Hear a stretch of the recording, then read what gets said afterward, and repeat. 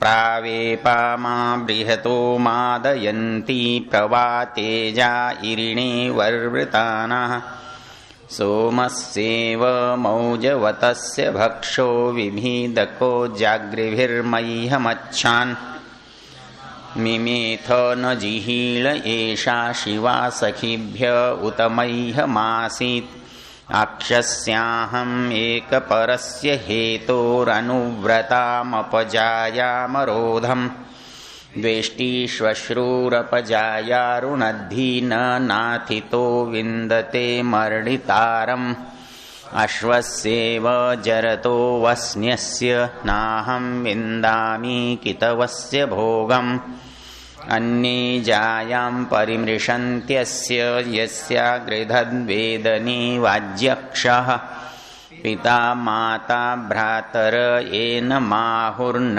जानीमो नयता बद्धमेतम् यदा दीध्येन दविषण्णीभिः परा यद्भ्यो अवहीये सखिभ्यः न्युक्ताश्च बभ्रवो वाचमक्रत एमी देशां निष्कृतं जारिणीव तीकितवः पृच्छमानो जेष्यामीति तन्वाशुषुजानः अक्षासु अस्य वितरन्ति कामं प्रतिदीव्ने दधत आकृतानि अक्षास इदङ्कुशिनो नितो दिनो निकृत्वा नस्तपनास्ताप इष्णवः कुमारदेष्णा जयतः पुनर्हण मध्वा सम्पृक्ता कितवस्य बर्हणा त्रिपञ्चाशः क्रीळति व्रात येषां देव इव सविता सत्यधर्मा उग्रस्य चिन्मन्यवे नानमन्ते राजा चिदेभ्यो नमयित्कृणोति नीचा वर्तन्त उपरि स्फुरन्त्यहस्तासो हस्तवन्तं सहन्ते दिव्या अंगारा इरिणिन्युक्ता शीता सन्तो हृदयं निर्दहन्ति जाया तप्यते कितवस्य हीना माता पुत्रस्य चरतः क्वचित् ऋणावा बिभ्यद्धनमिच्छमानोन्येषामस्तम् उपनक्तमीति स्त्रियं दृष्ट्वाय कितवं तताप अन्येषां जायां सुकृतं च योनिं पूर्वाह्णे अश्वान्युयुजे हि बभ्रुन्नग्निर्प्रणःपपाद यो वः सेनानिर्महतो गणस्य राजा व्रातस्य प्रथमो बभूव तस्मै कृणोमि न धनारुणध्मि दशाहं प्राचीस्तदृतं वदामि निर्मा दिव्यः कृषिमित्कृशस्व वित्ते रमस्व बहुमन्यमानः तत्र गावः कितव तत्र जाया तन्मे विचष्टे सविताय मर्यः मित्रं कृणोध्वं खलु मृळतानो मानो घोरेण चरताभिधृष्णो निवो नु मन्यु विशतामरातिरन्यो बभ्रूणां प्रसितोन्वस्तु। ओम शांति। वानप्रस्थी महानुभाव, माताओं बहनों, बंधुओं, ब्रह्मचारियों, आचार्य महानुभाव, आज मंत्र है 5वां। अच्छा, इस पर विचार करके देखिएगा। यदा दीध्येन दविषाण्येभिः परा यद्भ्यो अवहीये सखिभ्यः न्युक्ताश्च बभ्रवो वाचमक्रत एमी देशां निष्कृतं जारिणीव। इसमें बिल्कुल सामान्य बात, बिल्कुल सहज बात क्या है? इसमें 3 बिंदु हैं। पहला बिंदु है यदा दीध्येन दविषाण्येभिः, दूसरा है परायद्भ्यो अवहीये सखिभ्य, और तीसरा है न्युक्ताश्च बभ्रवो वाचम अक्रत। 3 बातें, और 3 बातों का महत्व पता है क्या है? एक, कोई भी व्यक्ति जिसको किसी चीज का व्यसन है, मजबूरी है, उसकी मानसिकता ये तीनों बातों से ग्रस्त रहती है। एक दिन बेगराज जी शराब पर व्याख्यान देते हुए एक बात कहने लगे कि 2 नौजवान शराबी थे। उनमें एक हिंदू था और एक मुसलमान था। शराब पी के गांव में बहुत उत्पात करते थे। पंचायत बैठी और उन दोनों को मारपीट के ठीक किया और दोनों को पंचायत में कसम दिलाई। मुसलमान को कहा कि देख, तूने शराब पी तो तुझे सूअर की कसम है, और हिंदू को कहा कि भाई तूने शराब पी तो गाय की तुझे शपथ है। तो दोनों बेचारे घर में बंद हो गए। कई दिन हो गए। एक दिन ऐसे ही घूमने निकले तो देखा सामने से दूसरा दोस्त भी निकल रहा था। तो बोले यार क्या करें, अब मजबूर हो गए। एक बोला मजबूर हो गए तो क्या हुआ, घूमना थोड़ी मना है, उधर घूम आते हैं, देखते हैं क्या हो रहा है, नहीं पिएंगे। तो मैं खाने की तरफ वो चले और वहां गए। बोले देखने में तो कोई बुराई नहीं है, देख रहे हैं। फिर बोले अच्छा पिएंगे नहीं, जरा नजदीक चलते हैं। दोनों नजदीक गए, देखा कि सब अपने अपने ले रहे थे। तो उन्होंने कहा कि अपन पिएंगे नहीं पर लेकर देखते हैं। हाँ, बोले उन्होंने क्या किया कि दोनों ने एक एक पैग हाथ में लिया। बोले देखो अपने को पीना तो है नहीं, चलो ऐसे ही ले चलते हैं लेकर के। बोले चलो। बोले सामने आम का बगीचा था, उसके पेड़ के नीचे दोनों बैठ गए, बातें करते रहे। कहने लगे बड़ी मुश्किल है, अब शपथ है अपने को और शपथ तोड़ भी नहीं सकते और पंचायत का हुक्म है, क्या करें। बहुत देर सोचते सोचते उनको एक बात ध्यान आई। बोले तुझे शपथ किसकी है? बोले गाय की। और तुझे किसकी है? सूअर की। तो बोले ऐसा है पैग बदल लेते, सूअर की तुझे टूट नहीं सकती और गाय की मेरी नहीं टूटती। तो ऐसा करते हैं, चल अब मेरे सूअर वाला तू ले ले और तेरे गाय वाला मैं ले लेता हूं। अब तो शपथ हम पर लागू नहीं होगी, हमने कोई शपथ तोड़ी नहीं, तो इसलिए हम पी लेते हैं। अब पी के दोनों वहां गिर गए। जब गिर गए तो गांव वाले आए, बोले यार तुमने शपथ तोड़ी? बोले ना, शपथ नहीं तोड़ी। बोले शपथ कैसे नहीं तोड़ी? तुमने कहा था कि। बोले ऐसा है कि इसने शपथ गाय की ली थी, तो इसका जो प्याला था ना वो मैंने ले लिया, और मैंने शपथ सूअर की ली थी, वो प्याला इसको दे दिया। सूअर खाने में इसको ऐतराज नहीं, गाय खाने में मुझे नहीं। मतलब जब हमारे मन में कोई बुराई घर कर जाती है तो उसको करने के लिए कितनी तरह के हमारे अंदर तर्क वितर्क पैदा होते हैं। और वो इस मंत्र में कौन से वाक्य से निकल रहे हैं जरा बताओ तो। दूसरी पंक्ति में वो कह रहा है न्युक्ताश्च बभ्रवो वाचमक्रत। बोले ये पासे जब गिरते हैं ना तो उनकी आवाज कहती है आजा आजा आजा। न्युक्ताश्च बभ्रवो वाचमक्रत, ये कुछ बोल रहे हैं, वाणी बोल रहे हैं। और मैं कैसा चला जाता हूं? निष्कृतम जारिणीव। जैसे कोई प्रेमिका जो है भागकर चली जाती है, या कोई जार स्त्री जो है भागकर चली जाती है, उसको केवल थोड़ा सा संकेत हो मात्र होता है तो वो बिना सोचे। तो बोले मुझे भी कैसा लगता है? बोले जैसे ये उसकी आवाज होती है ना तो मैं भाग खड़ा होता हूं। मतलब किसी के ऊपर किसी व्यसन का मानसिक दृष्टि से कितना बड़ा प्रभाव होता है कि वो संस्कार जो हैं उसको बाध्य कर देते हैं और वो उधर जाने लगता है। और जब भी ऐसे संस्कार प्रबल होते हैं तो उसको अच्छे तर्क भी बुरे लगते हैं। एक तर्क मैंने आपको सुनाया कि एक आदमी बहुत शराब पीता था, तो गांव में एक सुधारक को बुलाया कि भाई ये शराब पीने वाले लोग हैं, इनको सुधारना है। उसने कहा अच्छा सुधारेंगे। सारे शराबी इकट्ठे कर लिए और उनको क्रियात्मक रूप से समझाया। देखो ये सफेद शीशी है, इसके अंदर शराब है, और ये केंचुआ हमने पकड़ा और इसके अंदर डाला तो क्या हुआ? मर गया। तो इसलिए शराब जो है जहर है, नहीं पीना चाहिए। बहुत अच्छा व्याख्यान दिया। फिर एक शराबी से पूछा तुम्हारी समझ में क्या आया? वो बोला जी मेरी समझ में ये आया कि शराब पीने से पेट के कीड़े मर जाते हैं। अब उसको कैसे छुड़ाओगे? तो ये कहता है ये न्युक्ताश्च बभ्रो वाचम अक्रत, हर चीज उसको पुकारती सी लगती है, बुलाती सी लगती है, और वो मजबूरन विवश होकर के चला जाता है। और कभी सोच भी लेता है कि ऐसा नहीं करूंगा, वो बहुत बार सोचता है ऐसा नहीं करूंगा। जब वो स्वस्थ होता है, जब वो नशे में नहीं होता है, वो आवेश में नहीं होता है, तो वो सोचता है लोग कहते हैं तो मुझे नहीं करना चाहिए और इस बार नहीं करूंगा। लेकिन वो क्या कहता है, यदादिध्य न दविषाण्ये भी, आदिध्य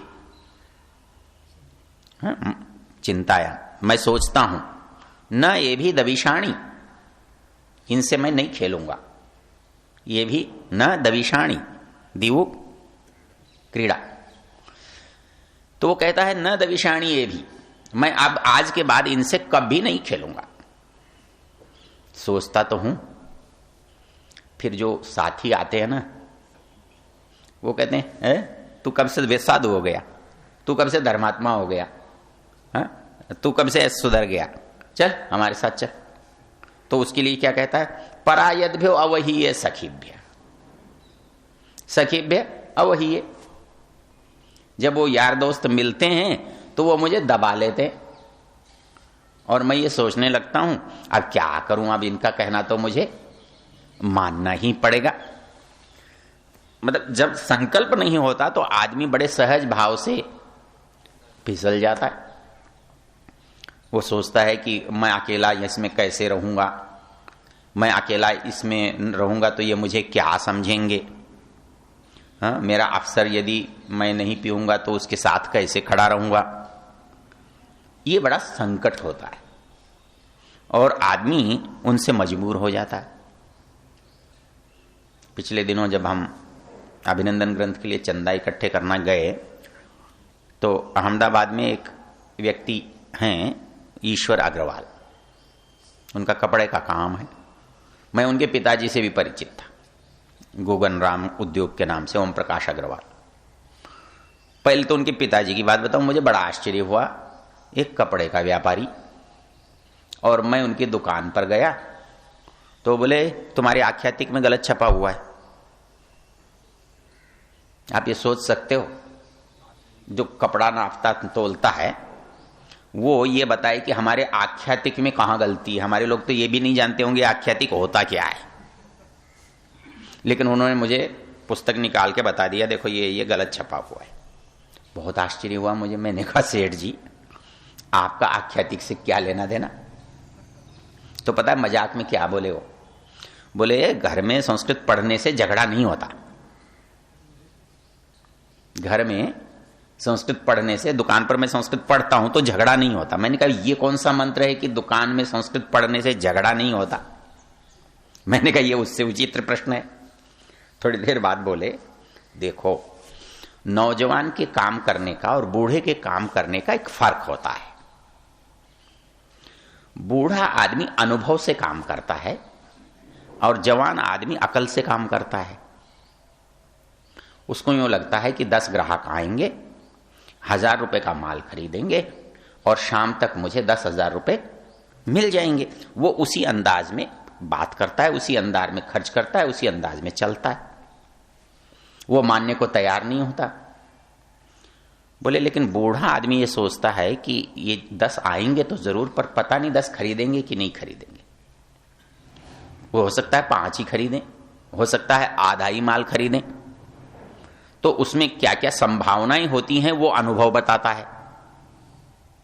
गणित तो अकल ने बता दिया, भाई इतना माल, इतना मूल्य, इतने व्यक्ति, इतना परिणाम, लाभ को शाम को इतने 1000 रुपए अपने हाथ में हैं। लेकिन वो कहता है कि रुपए तो तब हाथ में हैं जब हाथ में आ जाएं। अन्यस्य चित्तम अभिसंचरिण्यम उताधीतम विनश्यति। किसी ने वायदा भी किया हो ना कि मैं दूंगा, उस वायदे पर भरोसा नहीं करना। बोले पता नहीं क्या परिस्थिति घट जाए कि वो देने का विचार बदल ले, देने के योग्य न रहे, समय पर पहुंच न पाए, कुछ भी हो सकता है। तो अनुभवी आदमी क्या सोचता है, अरे आया नहीं है तो उसको शामिल कैसे किया जाए, आएगा तब देखेंगे। जवान क्या सोचता है, शाम को आने ही वाला है, खर्च करने में क्या जाता है, कर देता है। तो बोले जब अकल से जवान चलता है तो बूढ़े को तकलीफ होती है, और बूढ़े को तकलीफ होती है तो दोनों में झगड़ा हो जाता है। वो सोचता है कि पिताजी को सोचना नहीं आता, इनको पता नहीं है। तो वो कहते हैं फिर क्या होता है, बोले जब मैं आख्यातिक पढ़ता हूं तो मुझे ये नहीं पता लगता कि बेटा ग्राहक से क्या बात कर रहा है। बोले मुझे पता नहीं होता तो झगड़ा भी नहीं होता। झगड़ा तो तब होगा ना जब मुझे पता होगा। उनसे बहुत अच्छी बात हुई, बहुत दिनों जब भी मिलते थे, स्वाध्यायशील थे, बहुत स्वाध्यायशील थे। सबसे मतलब जो ऋषि के विचार वाले लोग होते हैं ना, उनकी सबसे बड़ी विशेषता मिलेगी, वो किसी भी व्यवसाय में हो, किसी भी परिस्थिति में हो, वो स्वाध्यायशील तो होंगे ही। और जो स्वाध्यायशील होगा नहीं ना, वो ऋषि में निष्ठा भी नहीं रख सकता, क्योंकि उसको जानकारी नहीं होगी तो निष्ठा क्या रखेगा। इसलिए जो पुराने लोग थे ना, चाहे वो व्यापारी भी थे, तो वो बड़े कठिन कठिन शास्त्र पढ़ते थे। एक स्वामी पूर्णानंद जी होते थे उसमें उज्जैन में, बहुत ही सज्जन व्यक्ति थे, बड़ी दीर्घायु में मरे। उन्होंने उज्जैन के सारे लालाओं को अष्टाध्यायी याद करा दी। हाँ, उनके संपर्क में जो आया चिकित्सक थे तो उनके संपर्क में बहुत लोग आते थे, सबको अष्टाध्यायी पढ़ने की प्रेरणा देते थे। ये आपके इसके भास्कर के जगदीश जी हैं, जगदीश शर्मा जो हैं, ये उन्हीं की देन है। इनके ही साथी ओम प्रकाश अग्रवाल हैं, उज्जैन के प्रधान आर्य समाज के थे, और उनके दूसरे साथी लोग। जब मैं गया तो मैंने देखा वो ओम प्रकाश जी अग्रवाल दाल मिल पर बैठे हुए अष्टाध्यायी याद करते थे। मतलब हमें ये समझते हैं ना कि इनका कोई मेल नहीं है, ऐसा नहीं है। और जो व्यक्ति एक बार इस ओर आ गया ना, तो उसके दाल में और पाणिनि में कोई विरोध नहीं होता ना। वो दाल मिल के साथ भी पाणिनि चल सकता है, कपड़े के साथ भी चल सकता है, हलवाई के साथ भी चल सकता है, ये करते नहीं है। हमारे किराने के साथ भी चल सकता है। भगवान साईं जी ने कभी हिम्मत ही नहीं की अष्टाध्यायी याद करने की। ये तो सीधे मोक्ष की बात करते हैं, उससे नीचे की बात नहीं करते। तो आप ये बात अनुभव करेंगे कि जब जब आप जिस चीज को प्राथमिकता से करना चाहेंगे, आप कहीं पर भी हों, आप कर सकते हैं। तो उन्हीं का लड़का है ईश्वर अग्रवाल, वो भी कपड़े का अच्छा मिल चलाता है, कपड़े बनाता है। उसके पास हम बैठे थे तो वो बातें सुना रहा था। कहने लगा कि कलकत्ते में हमारे साथियों की एक दावत चल रही थी, पार्टी चल रही थी। अब सब पैसे वाले बच्चे हों और नौजवान हों तो शराब ना हो, ऐसा हो कैसे सकता है। बोले किसी ने कहा, बोले ईश्वर शराब नहीं पीता। तो एक बोला मेरा दोस्त है, कैसे नहीं पीता, मैं देखता हूं। बोले आखिर दोस्ती के नाम पर एक जाम तो हो ही सकता है, और ऐसा ही होता है। तो बोले वो दोस्त आया, बोले ईश्वर तू मेरा मित्र है। बोले हाँ मैं आपका मित्र हूं। तो बोले तुम मेरे मित्रता के नाम पर तो कुछ बलिदान कर सकता है ना। मैंने क्यों नहीं कर सकता, मित्रता की जरूरत पड़ेगी तो बलिदान तो कर सकता हूं। तो बोले आज ऐसा करना कि एक घूंट मेरे नाम पर पीना। तो ईश्वर बोला कोई बात नहीं, मित्रता के लिए घूंट पीना है ना, तो चल मैं भी तेरा मित्र हूं। बोले हाँ, तो मैं तेरे मित्रता के नाम पर ये मांग रहा हूं कि तू शराब छोड़ दे। तो बोला ये तो बड़ा मुश्किल काम। तो बोले जब तू शराब छोड़ नहीं सकता मित्रता के नाम पर, तो मुझे पीने का आग्रह तू कैसे कर सकता है। लेकिन आदमी सोचता क्या है, मेरा दोस्त है, नाराज हो जाएगा। तो वो पंक्ति क्या है, परायद्भ्यो अवहीये सखीभ्य। मैं चाहता तो हूं छोड़ना, पर ये जो मंडली आती है ना, वो कहते हैं अरे अरे अरे क्या कायर है, जा रहा है, डरता है, सोचता है पिलानी नहीं पड़ेगी, पैसे नहीं खर्च करता है। और ये जो इतनी बुराइयां हो लेती हैं ना, इनमें सबसे विचित्र बात क्या होती है पता है, पहले वो खुद खर्च करते हैं, जब वो आदी हो जाता है ना उस चीज का, तब उसको कहते हैं कि हमने ठेका ले रखा है तेरे से, तू पिला, बहुत दिन हमने पिलाई, अब तू लगा। तो उसके कारण से क्या होता है, वो अवहीय सखीभ्य, वो साथियों से दब जाता है। तो साथियों से दबने के कारण परायद्भ्य, कैसे साथी हैं, परायद्भ्य कहता परागच्छद्भ्य, प्रभाव डालते हैं और मैं उनसे क्या करता हूं, उनसे दब जाता हूं। तो दो तरह की हमारी मानसिक परिस्थिति हुई।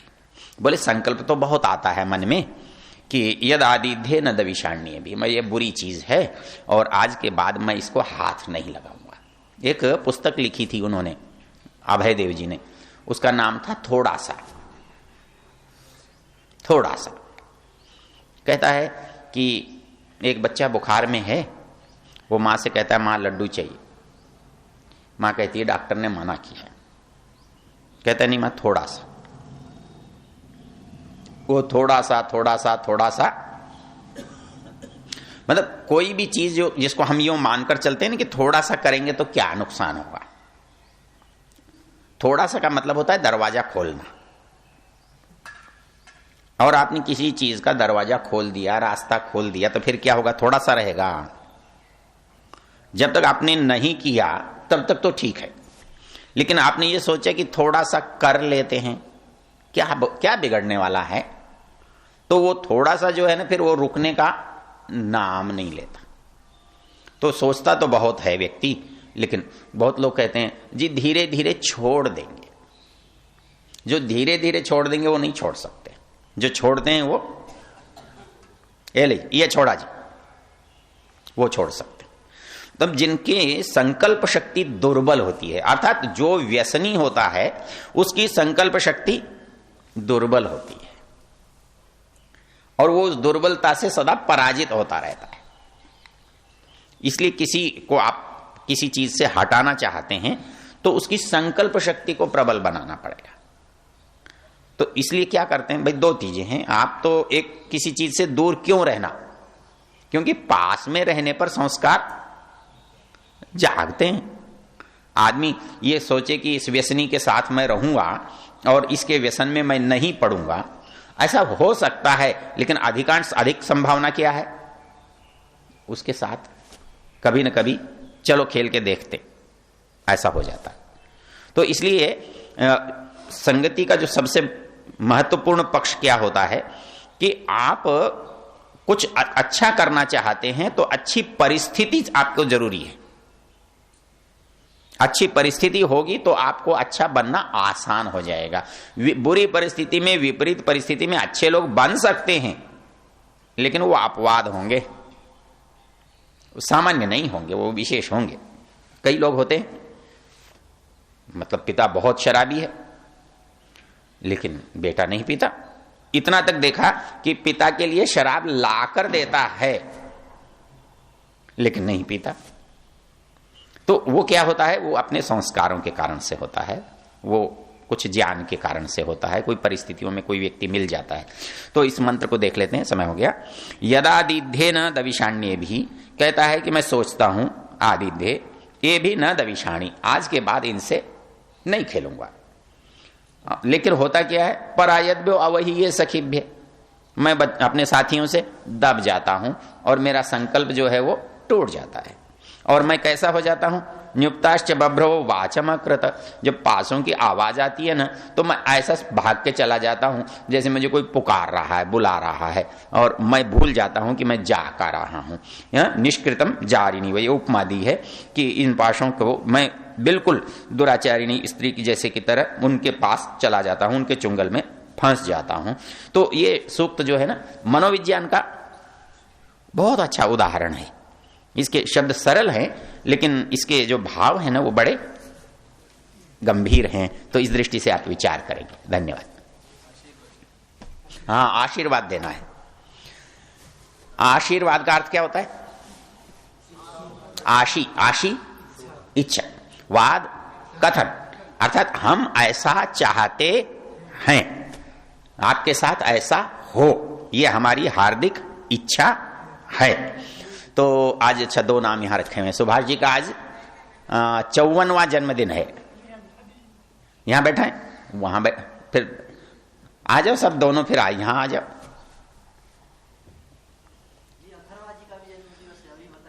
अच्छा जी, अथर्वाजी हैं कहाँ?